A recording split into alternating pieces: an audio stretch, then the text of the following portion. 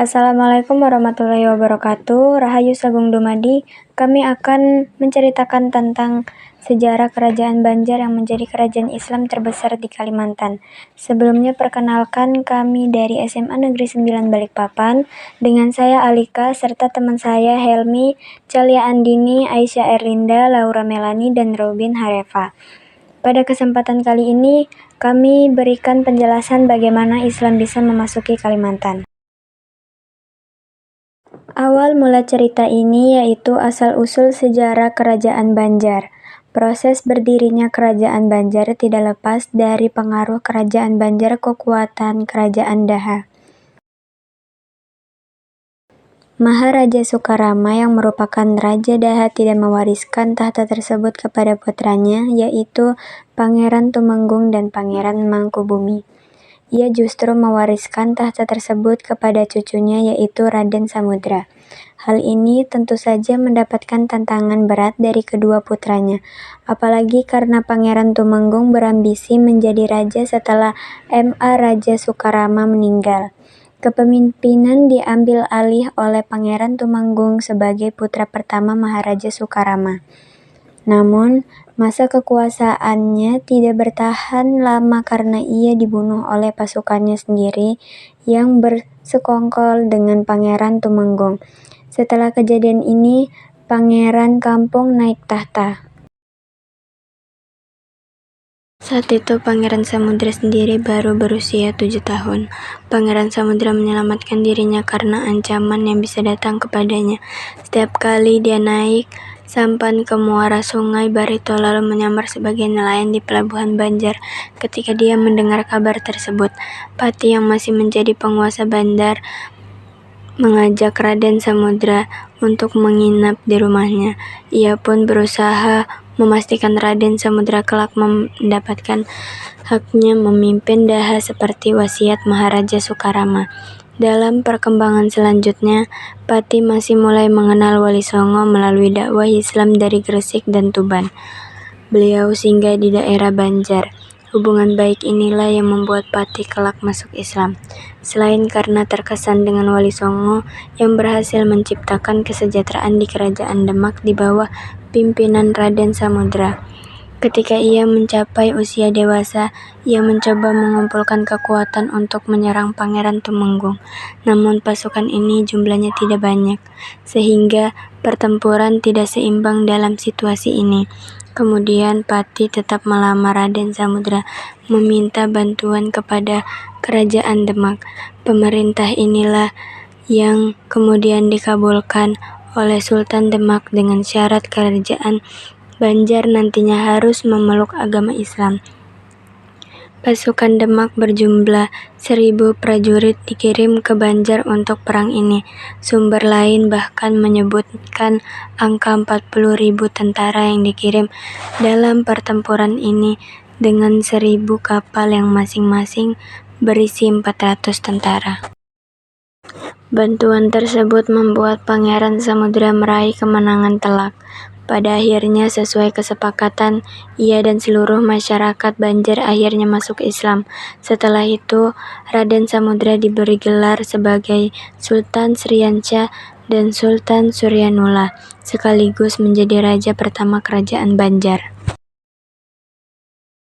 Peta dan lokasi dalam Hikayat Banjar menyebutkan bahwa wilayah Kerajaan Banjar terbentang luas dari negeri Samba sehingga Kerajaan Samba hingga negeri itu dihantui para buronan atau wilayah Banjar Kulon. Kekuasaan ini mencakup 5 kabupaten besar di wilayah Kalimantan Selatan, yaitu Daha hingga Galeng Kuripan, Pandan, Arum, Bahu, Sagal pada abad ke-15 hingga abad ke-17 Masehi.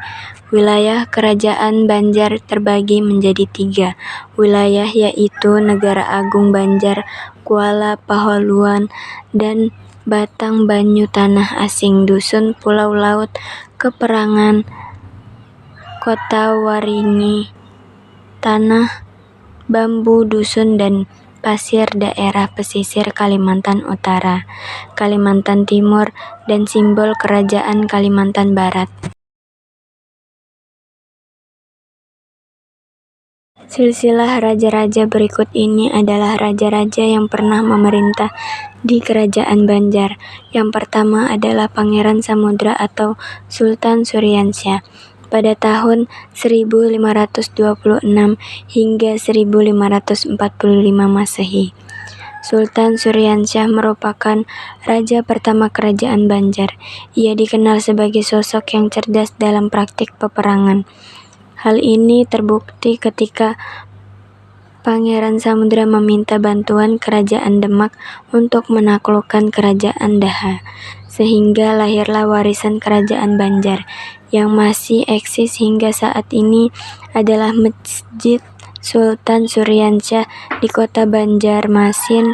Yang kedua adalah Sultan Rahmatullah pada tahun 1545 sampai 1570 Masehi.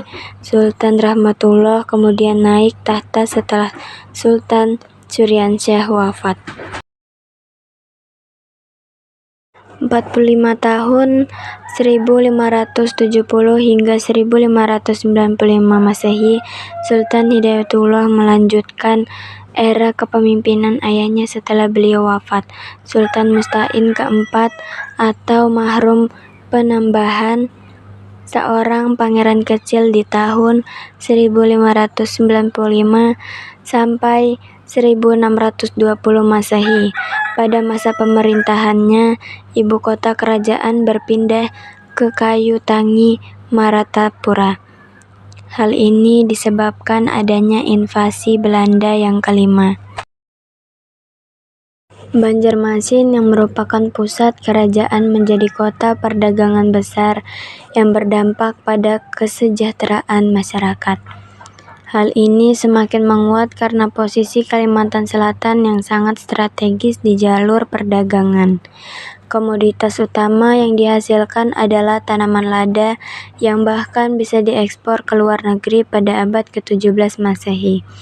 Kerajaan Banjar juga terkenal dengan produksi kapal dan senjatanya seperti kapak, parang, cangkul, dan lain sebagainya. Efek kemajuan di bidang industri juga untuk meningkatkan kemajuan di bidang pertukangan dan di bidang politik.